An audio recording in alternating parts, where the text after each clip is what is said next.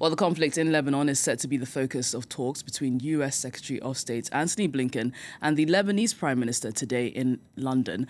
Washington is demanding that Israel keep its military campaign against Hezbollah short. Thursday saw $1 billion in pledges for humanitarian aid and military support raised during an international conference in Paris to help Lebanon. France's foreign minister has held the funds but says a diplomatic solution must follow. Take a listen. In total, we have collectively raised around $800 million for humanitarian aid and a further $200 million to support the country's armed forces, or a total of more than $1 billion with the latest contributions. We cannot limit ourselves to a humanitarian and security response. We have to bring about a diplomatic solution, and in the Director General of the World Health Organization's words, the best treatment for a humanitarian crisis is peace. Well, let's get more on this with our international affairs editor, Kethevan Gorjestani, who joins me in the studio. Good to see you, Kethevan. So we've had $1 billion in pledges raised. Is it fair to say that this conference was a success? When you look at the financial part of this conference, it's absolutely a success. Look, the United Nations had asked for $426 million. Just on the humanitarian aid, it was nearly double what was raised at that conference, $800 million for humanitarian aid for the Lebanese people. At a press conference after the conference, I asked the French foreign minister about how you get that money actually to reach the people who desperately need it. And he insisted that all the contributors had trusted networks of organizations, whether it's through the UN or other NGOs, that they would get that humanitarian aid to the Lebanese people transparently and efficiently. And then you have the other side of it, the extra $200 million for the support of the Lebanese armed forces. That is very important because a lot of the participants insisted that there could be no peace and stability in Lebanon, especially in southern Lebanon, if there was not a strengthening of the Lebanese armed forces. And that's why the French president, Emmanuel Macron, said that that money would go in part to trying to recruit an extra 6,000 troops to also increase the number of troops deployed in southern Lebanon, saying that they really need to count on the Lebanese armed forces to protect their own country. And we're seeing fresh efforts now underway for a ceasefire. There were many calls for a ceasefire in that international conference. Were there any breakthroughs on that front? On that front, it was definitely not a success. Look, the word ceasefire was on the lips of many of the speakers there, including the French president and the Lebanese prime minister.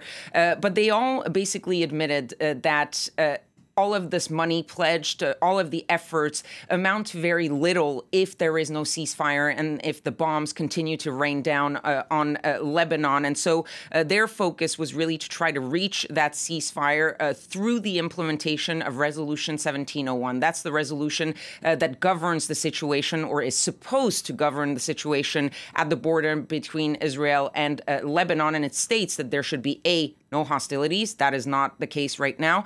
And B, that the only armed forces present in that area should be the Lebanese armed forces, helped by the United Nations peacekeepers. So no Israeli presence and no Hezbollah presence. That the French foreign minister admitted was easier said than done. And so the focus is not only to bring back Resolution 1701, but actually find the conditions, the means to guarantee that it will actually be implemented on the ground. And that is a hard task. We have Blinken in London today. He's going to be meeting with the Lebanese Prime Minister. Where does the US stand in this Israel and Lebanon conflict?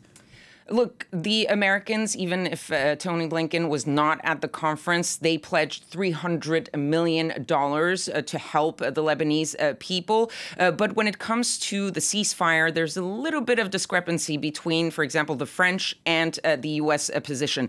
Look back just about a month ago when Joe Biden and Emmanuel Macron joined forces to try to push for a 21-day ceasefire between Israel and Hezbollah. That, of course, did not succeed. But the U.S. and France no longer seem to be completely in line when it comes to that ceasefire. Yesterday, Emmanuel Macron said there needs to be a ceasefire now. More damage, more victims, more strikes will not enable the end of terrorism or ensure security for everyone. Very clear words from the French president.